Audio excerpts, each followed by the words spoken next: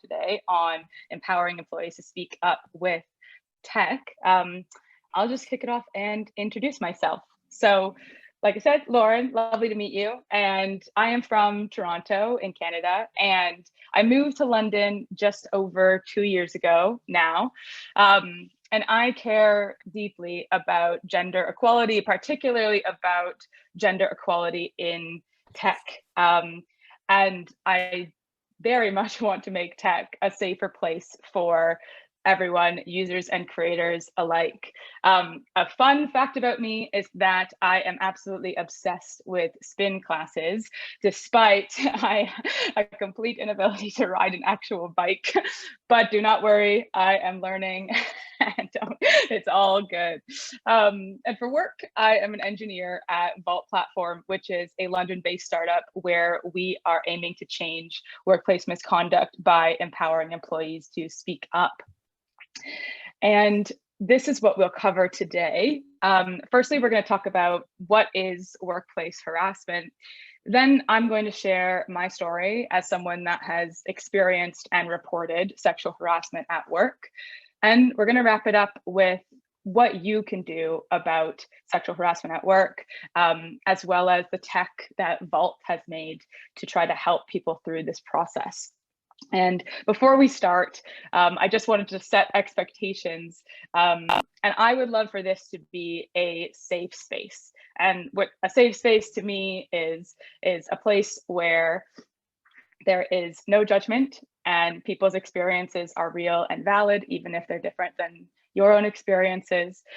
Because I'm going to be sharing my story, which is a very vulnerable thing for me to do. And at the end, I will absolutely be leaving time for questions. And at that point, if anyone wants to share their own experiences, I just want to make sure you feel comfortable and safe to do so. Does that sound good? I know that I am the only one with the video, which is totally fine, because I get like I feel like you could do emoji reactions or something on Zoom to just, yeah, love it, amazing, thumbs up, beautiful. Okay, we will kick it off. Perfect. So first section, what is harassment? So what I want to talk about in this is give you the definitions of harassment and sexual harassment. And I'm doing this for the specific purpose because before I reported, I did not know specifically what harassment and sexual harassment actually were. And sometimes when you're going through these horrible experiences, it can really feel like a big black box if you don't even know what you're dealing with. And for me, in my experience, not knowing these definitions definitely added to my feelings of self-doubt. So the hope of this section is to give you kind of a starting point so you can go off and learn more about these different types of mistreatment at work. I'm also definitely not a lawyer, so I cannot give you legal advice, but I am a software developer that cares deeply, and I can give you at least the UK definition of harassment just as your starting point. And I wanted to share the definition from an organization called ACAS in the UK. They are an independent public body that works with employers and employees to improve workplace relationships. And so ACAS defines harassment as unwanted behavior that is related to a protected characteristic. And so we'll talk about protected characteristics in a second.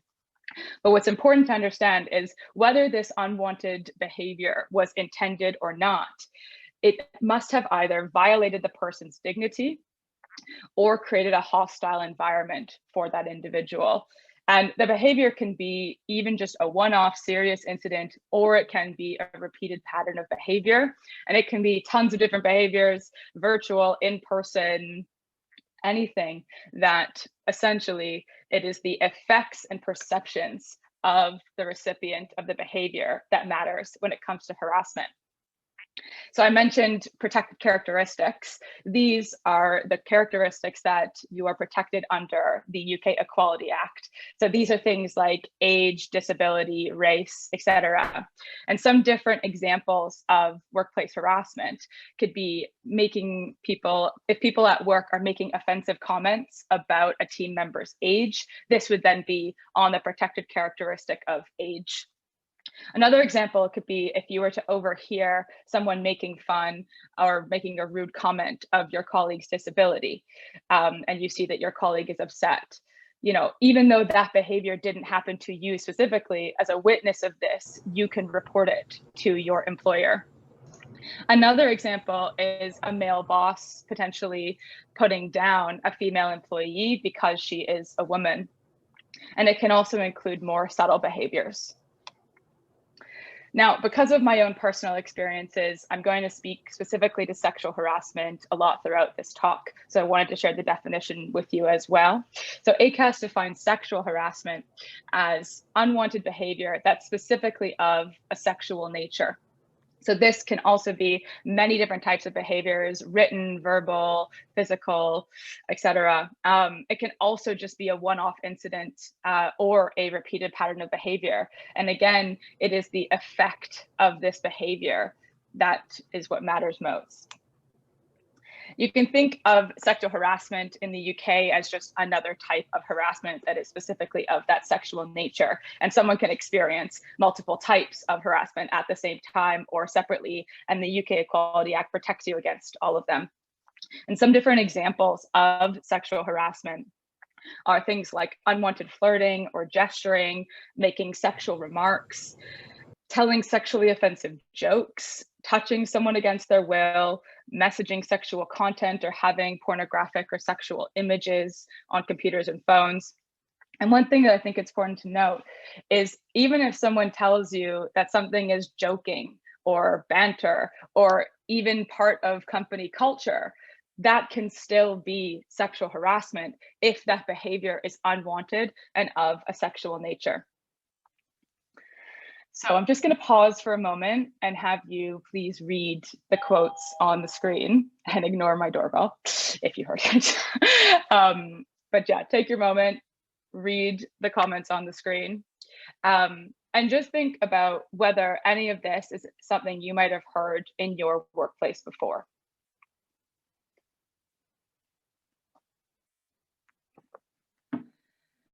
So all of these were direct quotes that were said to me when I decided to report the sexual harassment that I had experienced in my workplace. So now I'm going to share my story with you, which, like I said before, is a very vulnerable thing for me to do. But from experiencing what it's like to have this isolating and devastating experience, I think part of what added to that isolation was the stigma around speaking about it. And I'm going to share my story with you specifically with the goal of making sure that other people that go through these experiences know that they are not alone in them. So I love being an engineer. I really do. I think that there's nothing more empowering than getting to build something with code from your brain. It's very cool. But, and maybe some people can relate to this in Code Hers as a women and non-binary group in tech. I've found so far in my career that often being the only woman engineer on a team can be quite lonely. And what I specifically want to talk about, though, is for me, when it became unsafe. So I remember I was in one team where before Vault, and it was an all male engineering team. And I started to experience sexism worse than I had ever experienced it before. And it started with much more subtle behaviors like mansplaining my own code to me. And then it escalated to comments consistently and jokes about my dating life. I remember I was in a group of my male engineer colleagues, and one of them said, "Hey guys, did you know that Lauren's on Tinder?" And another one said, "Which of these guys do you prefer?" referring to my male colleagues. This was the moment that it became unsafe for me. Because in this immediate moment, I'm no longer seen as an equal engineer in this space. I am seen as an object, someone to date, definitely not someone's code you're about to review that afternoon. I remember feeling so uncomfortable. So I said, hey guys, this is not funny, and was told, this is just boys chat, Lauren. So now I'm doubting my abilities as a non-equal person in this engineering team, and I'm being told I'm overreacting. So that was awful, but it became unbearable for me when the popular male engineer on my team began sexually harassing me. I remember being completely shocked and disillusioned, and just desperately not wanting this to be my reality. I absolutely tried to downplay my emotions around all of it, and the only thing that I wanted to do was move on. However, over the next few weeks, instead of feeling any relief, I just felt so much worse. This individual was a crucial part of the engineering team, and everybody liked him. So every single time I was on a call and someone said his name, or I would be in lots of meetings with him, people would laugh at his jokes. Every time I even just saw his name on Slack, I would feel overwhelming shame and incredibly uncomfortable. It was so horribly isolating for me. And when I realized that moving on was not an option for me, I decided to come forward to my management and report this. And very briefly, my complaint was met with such gratitude. And I remember being told that I would be protected. But unfortunately, what happened could not have been further from that. So there were a lot of aspects of the reporting process that I went through that made me feel alone and powerless, but I wanted to go through them together so that we can learn from it. The reporting process that I was in lasted for months, and it was an incredibly intense process that did not have any clear timelines or expectations of when it would be over. I also spoke with many people from HR in different parts of the business, and I was asked to recall all the details of my case over and over and over again. It really felt like I was just endlessly reliving this trauma. I also asked for my identity to be protected and was told that it would be. And then unfortunately, due to some miscommunication with management, they did not protect my identity. What was really horrible about that was that my biggest fear in coming forward was reputational damage, because I really did not want to be defined by this experience. And with that mistake, this was irreparable damage. I had been hired to code in this job, but my entire job became this case. I lived in constant fear and anxiety over what was going to happen next, which new HR person was going to reach out to me, and on which channel. Sometimes I got calls, sometimes I got emails at any time of the day. And I also didn't know who I could trust, because my identity was not protected in the process. When the case eventually did conclude months later, my harasser completely admitted all of his behaviors, and my grievance was upheld. However, my harasser's only consequences was to redo his online training. This whole experience was completely exhausting for me. And it really felt emotionally like having a carpet pulled out from under my feet, because a system that I had trusted completely failed to protect me. Now, I was lucky enough to get to leave that role, and I feel privileged to be able to have done so. And I know that I'm not alone in these horrible experiences. 1 in 2 women in the UK, in the US, and in Canada have experienced sexual harassment at work, and women of color disproportionately experience more harm in the workplace. So this is everywhere. It is pervasive, and it is not talked about enough. I also wanted to share the results of a survey done by a UK charity called Rights of Women. They released this survey in January, which included women from England and Wales and their experiences with sexual harassment and working from home through the pandemic. 45% of the women said that they have been experiencing remote harassment. So this includes any sort of sexual messages and calls, emails, texts, etc. It makes it clear that just because we've moved to online working doesn't mean the harassment has gone away. It's moved online, unfortunately. 23% of the women in this survey reported an increase in harassment since lockdown. And they've said that working from home has enabled their harassers to further invade their privacy. One survey respondent said that nowhere feels safe anymore. And I wanted to share that 72%, so almost 3/4 of the women that participated in this survey, said that their employers are not doing enough to protect them from harassment and abuse.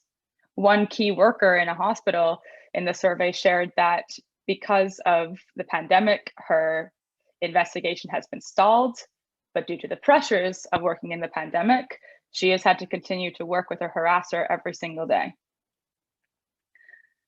So it's beyond clear that this problem exists and is getting worse through the pandemic. And it's also clear that the current measures of protection are not working. It's estimated that 75% of workplace harassment goes unreported. Now, this is for a multitude of reasons, including people not understanding specifically the definitions of what harassment and sexual harassment are. But also there's a real lack of trust in companies and institutions to do anything about it. The reality is that it's difficult to take action unless there are better reporting mechanisms and more trust in how cases are going to be handled. Okay, let's take a collective deep breath. Great, because I know this is really heavy stuff, and I think it's really important that we learn about it and that we talk about it. And I really want to spend the rest of the talk, talking about what can we do about this. So here we'll discuss how to handle problems at work. What can you do to prepare if you are facing issues at work that you want to report, as well as the tech that we're working on at Vault to help. And I wanted to start off this section by sharing the absolute worst advice I've ever received. And the worst advice that I've ever received is unfortunately, from a mentor that I really looked up to. But I trusted them with my story and shared what had happened to me. And they said that, with the Me Too movement and everything, this is just something women have to experience at work. And I am here to tell you today that that is completely untrue. It is your right to work in a safe environment, and it is your employer's responsibility to ensure this. One of the best things that employers can do to protect their employees is have very clear policies on misconduct, harassment included. And in these policies, this is where you can have specific examples of what unacceptable behavior is, as well as specifically what the consequences are for this unacceptable behavior. And of course, companies must follow through on these policies. But even in the case that there is no policy, your employer still has that legal duty of care to protect you while you're at work.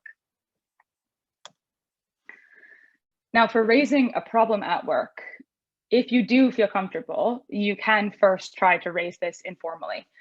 And that can be, speaking to the individual themselves, if you do feel comfortable to do so. I understand if not.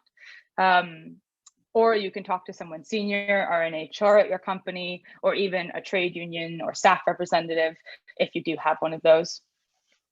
And if you do not feel comfortable with this, or the issue is very serious, which includes sexual harassment, then you can raise a formal grievance, and your company should have policies outlining their formal grievance procedures as well. Now, one of the best tools as someone that's experiencing mistreatment at work is for you to document everything. And this is where you should keep a record of everything that's happened. That can be, the date and time specifically. This is the details of everything that's happened, the emotional impact particularly, because as we discussed at the start, it is the effect and perceptions of the individual that matter when it comes to harassment and sexual harassment. This can be if there were any witnesses, if there was any evidence as well. So screenshots, texts, whatever you got. And from experience, this is a very important thing to do, but I completely understand that it can be a really re-traumatizing experience for someone to go through and relive all these details of this horrible experience that they've gone through. And having done it myself, the only piece of advice that I would offer is, if you can, to do it as you go, because I didn't. And I still remember that horrible weekend where I sat down and had to recall everything in great detail. And if you can, just make it the slightest bit easier on yourself to document as you go. That can be a helpful approach. But this is just a starting point when it comes to navigating these issues at work. And at Vault, we've created 3 different products to help employees and employers through these experiences. Firstly, there's the Vault mobile app, which is where employees can report and speak up internally. There's also Open Reporting, which is a web-based reporting platform that also extends out to members of the public.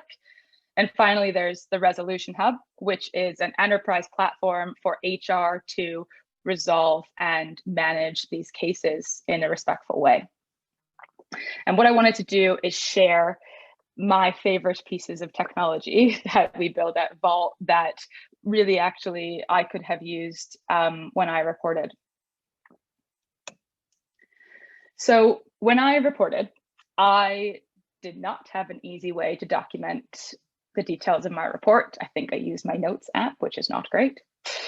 I was completely unaware of my company's policies on harassment and sexual harassment. And most painfully, my identity was not protected. And at Vault, we do address all of this with our mobile app. So our main reporting channel is this mobile app, and it essentially acts as a digital diary where you can record and get time-stamped entries on any sort of evidence or details that you want to add about your report. And the reports remain completely on your phone until you are ready to send them to HR. So HR has no access and cannot see the reports that you are in progress building on your phone until you choose to send them to HR on your own terms whenever you are ready.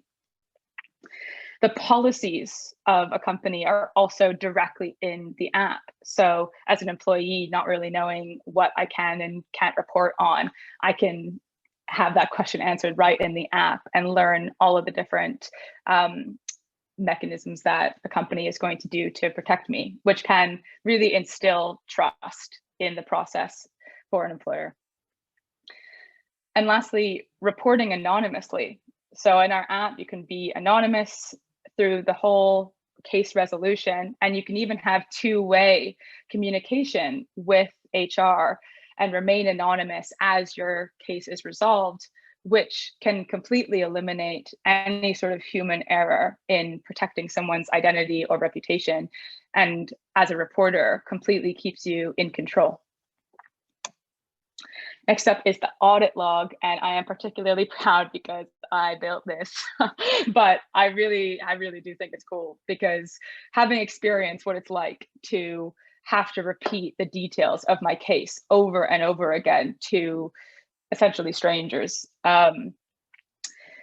this is a piece of tech that I feel can really support both sides through that. It's an automated timeline that appears on each report in the resolution hub that includes any sort of update or activity on a report.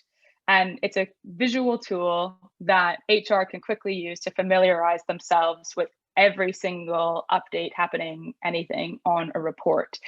So it allows for collaboration because cases are naturally collaborative. You might need legal's opinion on something or another department's to be involved.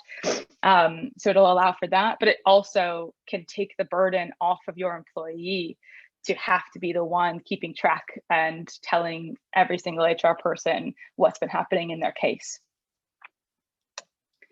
And the last piece of tech that I wanted to share is called Go Together, and it's one of our reporting mechanisms in the app. So in the Vault app, there are 3 reporting mechanisms. You can report in name, anonymously, or with Go Together. And how it works is Go Together will only submit your report if another app user in your organization names the same specific individual in their report that they've submitted. At that point, your reports are matched, and then they will be sent to HR. And there's real power in numbers in this approach. I think generally women, people of color, don't hold as much power in their workplaces. And with a tool like this, you don't have to go through these horrible experiences alone. So I have some closing thoughts that I wanted to use to sum up the talk and wrap up, get some key takeaways. So firstly, throwing it back to the worst piece of advice ever, harassment is not something women just have to deal with at work. And your employer has a legal duty of care to protect you and ensure your safety at work. No matter how isolating these experiences can be, know that you are not alone in them. You know, when I feel isolated, I absolutely just want to curl up into a ball and disappear. And unfortunately, I've learned that by avoiding my shame, it grows. And I don't know if there are any Brené Brown fans out there, but I am a big one. And in her book, Daring Greatly, Brené Brown writes, "Shame derives its power from being unspeakable. If we can share our story with someone who responds with empathy and understanding, shame cannot survive." So my biggest piece of advice is to use your support system in these experiences, as well as additional resources that are local to you. I just wanted to share a list of some UK-based resources for workplace harassment. These are various places to go for advice, and some of them have free hotlines as well. And my goal is to just point you to any help that might make a difference for you if you're going through something like this. And finally, thank you. I've left my contact details up here as my Twitter and my email, because, you know, if any of you have any need to speak to someone that has been through an experience like this and you just want someone to talk to, I am so happy to help absolutely however I can. And I just would love to answer any questions you have. And thank you so much for spending this time with me. I appreciate it. Lovely. I thought that was a really engaging talk, and thank you so much for obviously sharing your experiences and everything with us. Yeah, if anyone has any questions at all, either drop them in the chat, or if you want to unmute yourself and ask them in person. Yeah, we'll leave the floor open for a couple of minutes if anyone has anything. Hey, so I'm just going to jump in. I just want to say thank you for sharing your story, first of all. I can only imagine how hard it is, but I think you are really brave, and you deserve all the praise for that. I know this might be a little bit of a weird question, but I was wondering, like, when this first started happening, do you think, you mentioned that 75% of this goes unnoticed. Is there some way that someone in your management, somewhere around you, your support network, could have seen this and reacted beforehand? Like, were there any signs, or were they ignored? Yeah, thank you so much also for your kind words. I really appreciate that. But yeah, to answer that, You know, it was a very isolating experience because it felt like no one saw that it was happening, when it was so painful to me to be in this position where I was getting harassed. A lot of it did happen privately, but a lot of it did happen publicly, like that conversation that was out in the open with my male colleagues about my dating life, and everyone was joking about me. It was a horrible experience. And I would hope that in other workplaces, that if someone witnesses something like that, that they could intervene in, you know, a way that works for them. But I also think that sometimes it goes a little bit unseen. And I think the key for making sure that more of this is spoken about, and it is so unacceptable, so just speaking about it as if it's unacceptable and not just banter, you know, is really knowing that it is pervasive. So if anyone, especially in a management position, if an employee comes to them and confides in them and says, I had this experience and made me uncomfortable, you know, knowing that this is everywhere, even if you're not seeing it, to bring that validity to, you know, people that are going through these experiences could be a way to, you know, bring more benefit of the doubt to people going through it. But I don't know if that fully answered it, because it's a hard situational one. But we have data that it is everywhere, and I hope people speak about it more. Thank you. No, that definitely answered my question. So thank you. I think there's a question in the chat. So we've got a message from P. She said, thank you, Lauren. This was a great talk. Information definitely needs to be shared with all tech companies, and we will make sure we share the recording. She's asked, what is your advice for a company that has no obvious harassment policies, and how to approach this issue? Great question.